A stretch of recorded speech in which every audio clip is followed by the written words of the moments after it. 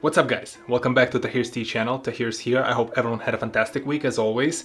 Another weekend, another week passed by, and we're here today talking a little bit about the personal improvement or business entrepreneurship kind of thing. Yes, I did not forget in the midst of all of my traveling and running around different cities about the fact that from time to time we should just, sit down and talk a little bit about ourselves, especially on a day like this.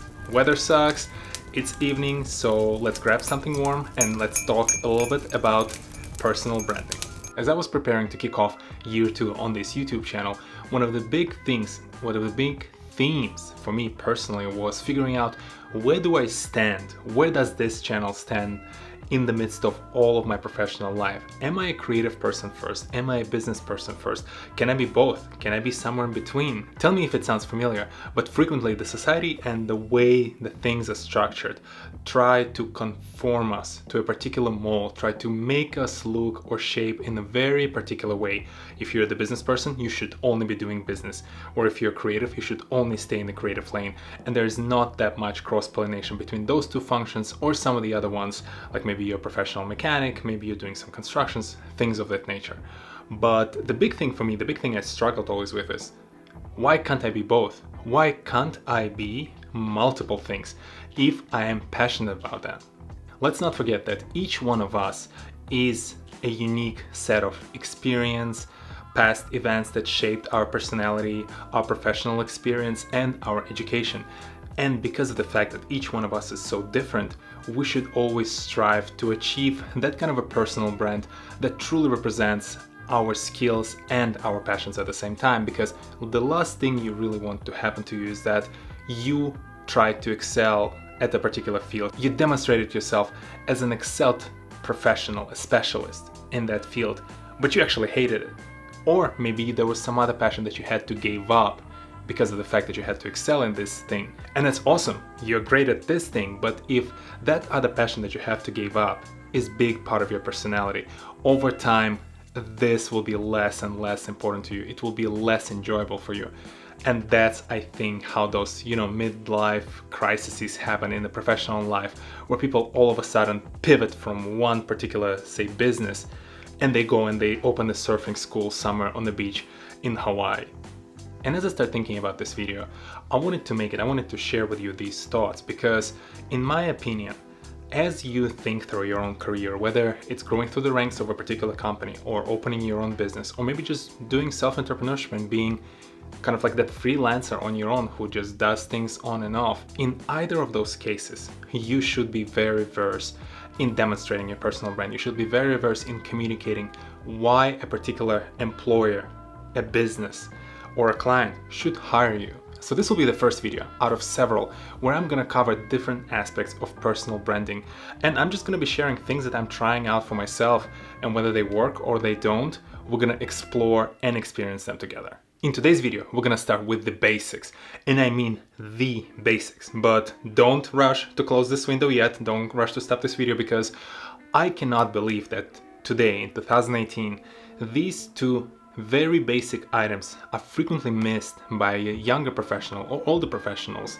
who I got to work with, whether it's in the creative field or on the business side of things. The first item we're going to talk about is the email address. Yeah, as I said, very basic thing, but as I've mentioned, in this day and age, how many times do you still receive an email from one of the addresses like this? Yeah, I just recently got one a few weeks ago, or I think maybe it was like 2 weeks ago, and I was amazed about it because that was from the person who was pretty young and grew up in a society where I think email became the predominant way of communicating, especially the predominant way of making that first outreach. So when you're making that first outreach to your potential client, to your potential employer, and when you think about the fact that this will be the email that they're gonna see, this will be the email that they're gonna have to refer to you through while they're communicating. Listen, if you do not take yourself seriously, how do you expect your future employer or your future client take you seriously when they see something like this? And yes, fair enough, you can say, but Tahir, I have to go now and update all of my accounts, re-register on different websites, or change my email registration there. You don't really have to. There's things like email forwarding where you can have your personal account and you can have your business professional account. Or yeah, screw it, just rip off the band-aid, create a new account, make sure it's professional, make it a combination of your first name and your last name. Here's some of the ideas, inspiration for you, and start anew. Yes, it is a little bit of an investment, but again, I will take you more seriously if I see that you've invested in yourself, you've invested in your personal brand, and you started with something as basic as the email address. Of course, you can go really crazy and you can even create your own personal domain. You can purchase a URL with your first name or last name or some combination of those two and create an email address of that. A, it's a little bit of more investment. B, I think it's beyond the scope of today's video. So we're gonna come back to that idea later on. But if you're really curious what I'm talking about, here is my email address currently for this channel. And as you can see, it's pretty branded at this point, and ignore 46 for now. It is part of my personal brand and we're gonna come back to it later. Item number 2 is your online representation. If I would Google your name, would I find something like this? Or would I find something like this? If you're part of the latter, we need to talk. Realize one thing. Your future employer, your future client, the future business that you're going to work with, they will do their research as they're considering hiring you. So when someone Googles your name, your professional alias, or the name of your company, you really want to be in control of that situation. If you're a working professional who's going to be joining some corporation, maybe a startup, some sort of business, that's your LinkedIn. The LinkedIn should be the first thing that pops up, and it should have information, the true information about you. And if you're a small business or a sole entrepreneur, it should be the hub website for your profession, for your business. We're gonna start with the LinkedIn. We're gonna come back to the second item right after that. Now LinkedIn. Don't you even start by saying things like, oh, but I don't do social media. LinkedIn is a social media, but in today's world, again, me as a person who works currently at a corporation and frequently participates in the hiring process, yet again, yes, LinkedIn profile are not the primary decision-making factor. But when they are two equally skilled candidates, you can be assured of the fact that the one with a better personal branding, with a better LinkedIn profile, with an actual LinkedIn profile, will probably have a higher chance of being hired, because that person spending time on their LinkedIn profile, spending time on developing that representation of their brand online, shows that they care about what they do, and encourages me with the fact that most likely, as they do their work, as they perform their duties, they will make sure that their job reflects positively on their personal brand. And you don't have to go crazy. Start with the basics. Your first and your last name, a professional photo, the prior experience, all the positions that you've held, the duration for those positions, and some basic skills. That's already an amazing start, especially if you didn't have anything in the first place.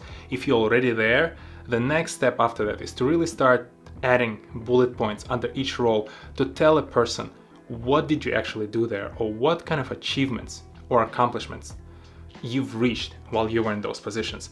Those are the important items that help me as a person evaluating you to learn more about the things outside of just that one single sheet of paper, which is your resume. And if you want to go a little bit beyond that, a great tip that someone shared with me is think about where do you want to be professionally. Think about the kind of person you're looking for. Maybe it's your future hiring manager, or maybe it's a person in your company who's several ranks above you. And then why won't you just go and check out their LinkedIn profile? Check out how they structured it, check out the lingo that they use, check out their personal message at the very top of the actual profile.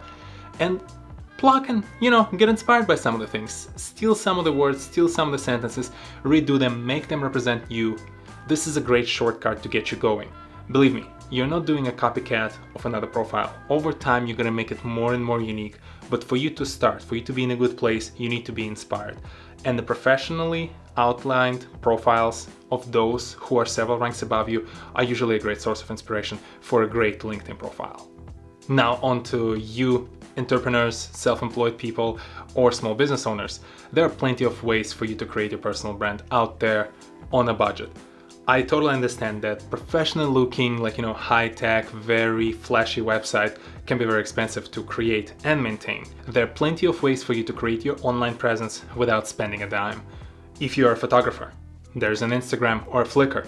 You're a creative person who likes to draw, or an illustrator, there are things like DeviantArt. You're a professional paver, electrician, plumber.